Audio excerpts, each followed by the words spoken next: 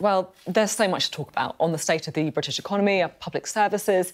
Some big questions, too, about where responsibility lies. And there's nobody who perhaps has a deeper view on this than the man who's held pretty much every major cabinet position over the last 40 years. He's now Lord Clerk. Can I call you Ken? Is that OK? Or would you can certainly call me Ken. I don't use the absurd title. It's a condition of staying in Parliament and the House of Lords. And I don't use it in my daily life at all. That makes a lot of sense. How big a deal is the school concrete issue? Oh, it's a very nasty problem, and the last thing that we needed as a country is to have a nasty event like the announcement of 2 or 3 weeks ago, which came out of the blue, really. And obviously, it's very bad news for parents and teachers in particular, that we've got now to really speed up getting rid of all this material, not just in schools, actually, but in hospitals and in law courts, in public buildings. And everybody's having a silly political row about it, whereas nobody's been very bothered about it for the previous 20 years. And that is because the event which set it off, and what you can never anticipate in politics as events, is the change in the expert opinion 3 weeks ago.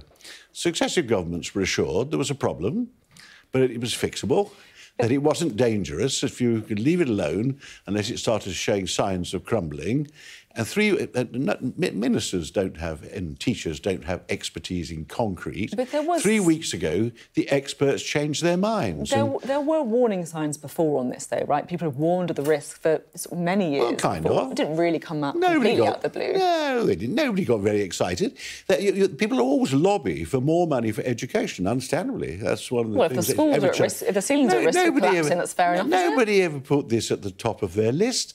You know, you're normally arguing about teachers' pay, new schools, and but is that part of the problem? Numbers and so on. Because, you know, look, teachers' pay is obviously a big issue, but the buildings that kids are being taught in matters as well, doesn't it? That's a huge deal. Precisely. And until 3 weeks ago, nobody thought the experts said the buildings were not dangerous. Now, because of the sort of crazy political atmosphere we have nowadays, which it's always been pretty crazy, but it's worse now than ever, I think. At the moment, the experts say, sorry, we're going to have to change our mind. A beam's just fallen down. We've all fallen to our political leaders being advised to turn this into a personal attack on the other party, the other people. I guess... Everybody now is wise after the event. Everybody knew it was dangerous. It's all nonsense. It is yet another problem it's going to face whoever's in government for the next 2 or 3 years. The sooner we get rid of this material, the better. Now it's going to be disruptive. Some people would say that this is a symptom of years and years of underinvestment in our infrastructure. No, it's the cussedness of fate. If you'd interviewed an expert a month ago... But you were... I'm talking about a broader position here. Priorities. You were in Cabinet in the austerity years under George Osborne and David Cameron when there was a squeeze on capital spending, a squeeze on long-term... Did there have to be? Oh, there would have been if the Labour Party had won the election in 2010. Alistair Darling was already preparing an austerity because we'd had the 2008 economic crash, and the real facts which responsible governments have to deal with is the real fact that our tax revenues had collapsed. We've been borrowing too much. And so whoever won in 2010 had to get public spending under control. That's how grown-up government works. At this point is a real picture, so I'm going to come back to you on some of these points. She had the good fortune of losing, so she's able to say, oh, we wouldn't have done this. Somehow the huge deficit we were running would have gone away. I don't think Alistair would have agreed with that, the huge deficit isn't exactly in great shape now either, is it? Well, that's because we spent so much money on COVID, which was another of these disastrous events which hit us. Let's talk about the current economy. How worried are you about the state of the economy's in? Oh, I'm very worried. I don't think many people have really... A lot of people have not taken on board just how serious the state of the British economy is. It's whoever, in a way, I was about to say, is unlucky enough to win the next election faces 2 or 3 years of having to do very tough and difficult things. It will take at least that to get back to a healthy economy with growth and low inflation. What kind of tough things need to be done? Well, firstly, continuing to control public expenditure, which is going to be difficult because you're going to have some increases in health spending because our ageing population has chronic conditions in increasing numbers and marvellous treatments keep being introduced to deal with it. Must do something about social care. And to get growth going, you've got to do something about skills training and have an industrial strategy. Given you have no money, you have a debt crisis, that is being a big problem. What about tax? It's been developing for several years, and it will take several years to come when we, globally, the globalised economy is collapsing. Protectionism is coming back. Several other countries are in a debt crisis. Several other countries are not making a very good job of getting out of it. Given that, what do you think should happen on tax? Some in your party want to see tax cuts. Well, you would only increase tax from where you are now if you were faced with a desperate situation, and you'd have to really argue till you're blue in the face, explaining to people why it was in the medium-term national interest. No politician, any party, particularly a Tory, is going to want to put tax up any further. But what you can't do is just do something crazy like cutting taxation when you haven't got any money. You know, go back to Trussonomics and say it'll pay for itself somehow. That, as we saw, plunges you into financial crisis straight away if you do that. What you have to concentrate on is getting rid of inflation and getting back to growth.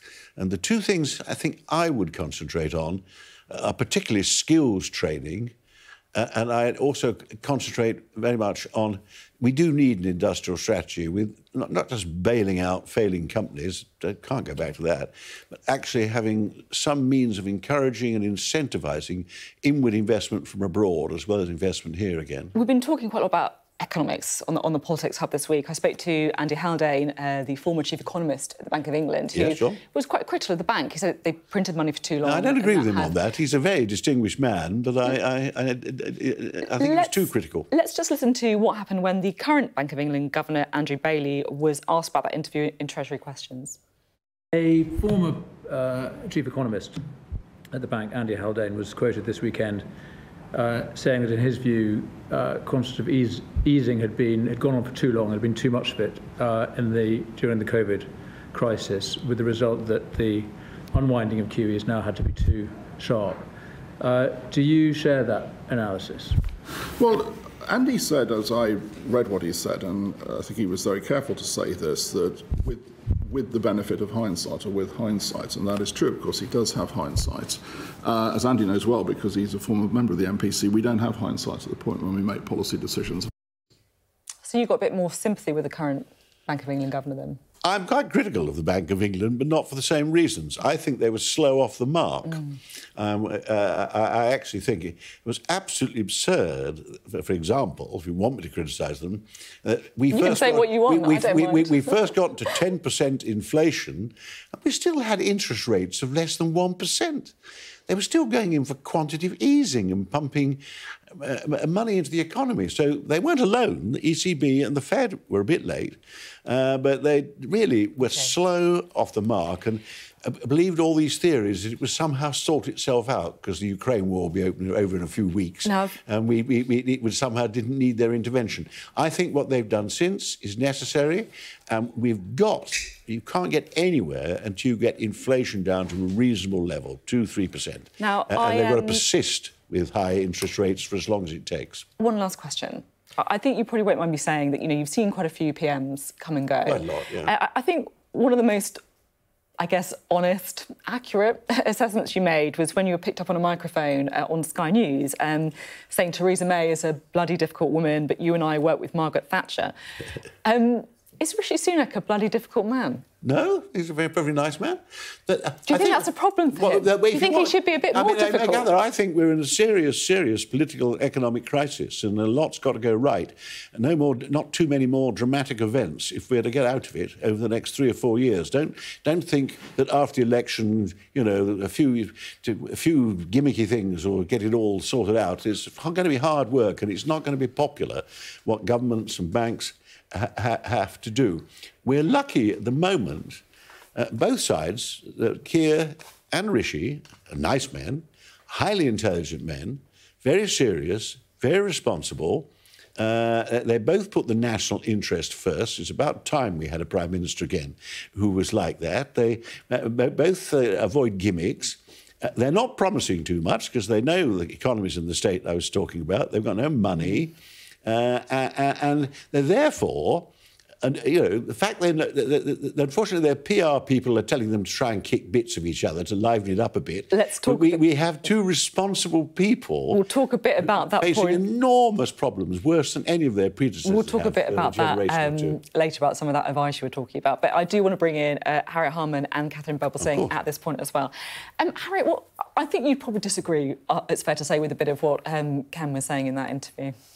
Well, absolutely. For a start, I don't think it did come out of the blue, because I think that the first warnings were there since 2018 and it has been raised. But I think that what happened today in the House of Commons really will dismay a whole load of people. I thought when 3 weeks ago that this scandal really became very exposed about these crumbling concrete and postponing children coming back to school, I thought that the Prime Minister would come to the House of Commons on the Monday we got back and say, I've had an emergency meeting with the Home Secretary, the Health Secretary, the Environment Secretary, and I've pulled together all the implications across government departments with the Education Department, and this is how we're going to handle it, and this is the information we're going to give to people, and really get a grip on it and then explain how we were going to go forward. Instead, we have him coming into Prime Minister's questions on Wednesday and saying not all schools are affected,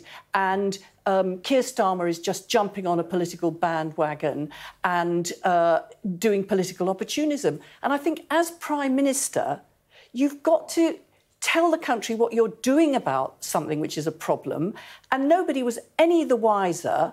And I think he's got a new and very inexperienced Secretary of State for Education who seems to have bounced everybody in other government departments. So goodness knows what's going to happen in health buildings and in prison buildings and in higher education buildings. So I'm afraid this is more of the kind of shambles which, on the one hand, you know, Labour in opposition is supposed to be, you know, taking advantage of this, but it's really depressing to see that it's a shambles from a Prime Minister who was supposed to be, after Liz Truss, a safe pair of hands, but the hands don't seem to be gripping it. It was, Harriet, they're referring to a story broken by Sam Coates that Gillian Keegan, Education Secretary, acting unilaterally, and no one's really sure what this means for all sorts of other buildings in public ownership. Catherine, I was quite interested by something you said to me just before we came on air about the implication for kids about not going into school. Because, look, we've got technology. Some people might be saying, what's the problem? They can just learn on Zoom. Yeah, and I would disagree with that. Nothing beats a good teacher in a classroom. Yeah. And children need, I always say, to be held to account. It means that you can test them when they're in front of you. If you're online, you can't do any of that because, well, they can cheat quite easily. In fact, they can just leave a black box up and go off and eat the dinner while you think you're actually teaching them. So, yeah, I do worry very much about the children who aren't in school right now, and it is infuriating that it's happening now at the beginning of the year when it is the most important time for children being in school. So, yeah, my concerns go to the families, really, and the children who aren't accessing their education. I also wonder what your take is on, because, look, school budgets are under pressure. You know, Ken was just saying that, you know, there's always going to be people saying that, look, we need to focus on staff wages, for example. Do buildings matter? Yes, they do matter. Although I take what Ken-Clarke is saying, you know, you just can't keep spending and spending, and there has been waste in the past. And so I understand government wanting to cut back.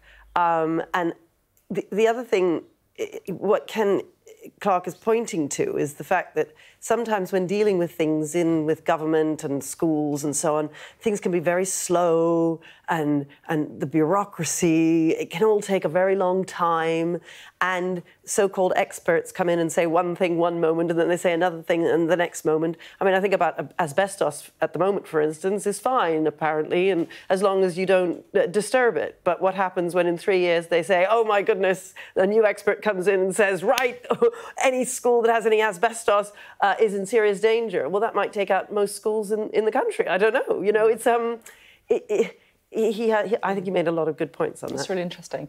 Harriet, what's your take on Labour and spending commitments? Because there's obviously a very kind of strict spending envelope that the Shadow Chancellor is then looking at. But do you think that actually Labour, do you agree with that, or do you think that actually Labour needs to look at saying that they are willing to borrow a bit more money or spend a bit more money if they do win the next election? Well, I think Rachel Reeves, the Shadow Chancellor, and Keir Starmer are absolutely right to give people the confidence that there's going to be fiscal, financial responsibility in the new government. I think it's fair enough for them to point out that actually we were concerned about school buildings, and that's why we did have in the last Labour government the Building Schools for the Future programme, which was going to see all schools rebuilt or refurbished. And actually, if the government had the new government, this one, felt it had criticisms of them, what it could have done is adjusted the programme. But actually, they just abolished it. And that, I remember 2 schools in my constituency which were waiting to be rebuilt under the Building Schools for the Future programme, and after the general election, bang, it was cancelled. And the council had to sort of find some money from different pockets in order to make those going forward. So I think we have always had a focus on investing in infrastructure, and it is part of the infrastructure for skills to have a decent school estate. I mean, that matters. But I think that Rachel Reeves is right to say we are not going to promise to spend anything unless we can show where the money's going to come from. So what you're going to see is between now and the general election, she'll say, we're going to do this on changing like non-dom tax status, and we're going to use that money for this in the health service, so that people will know that we will not spend money that can't be afforded by a country where the economy has been crashed, and that we will have some plans for growth. And we do indeed have an industrial strategy, which Ken was referring to the absence of in this government, and that is a green industrial strategy where we'll be investing in all these new energy sources, including building the turbines in this country. So I think they're right to be honest with people that not everything's going to be able to be done overnight, but we'll set off on a better path. It's interesting. It almost goes back to your point saying whoever has the misfortune of winning the next election. Rachel Reeves and Jeremy Hunt are both saying the same things, and I'm delighted that they're both at the moment keeping control over their madder backbenchers, bracing them for reality. Because if we've never really recovered from the 2008 financial crisis. Our growth record, our productivity have never recovered, and that part again because whammy after whammy has hit us: Brexit, COVID, the Russian invasion of Ukraine, Liz Truss, the collapse, the geopolitical rivalry between the Americans and the Chinese. It's all very well. Harriet will be less party political when she gets to the Lords. It's all very well saying that none of those things would have happened if we had the Labour Party. We'd have carried on with our building new schools programme, despite the fact we handed over a deficit, I think, about 8% of GDP. I think was what I'm sure Alistair, darling, Pete, would have had to cut back public spending and tackle the debt problem as vigorously as George, quite rightly, had to do. George may have kept it up for a bit too long, but that's the nearest I get to a criticism. We need to go to the break. Really interesting to talk to the three of you. Very lively debate.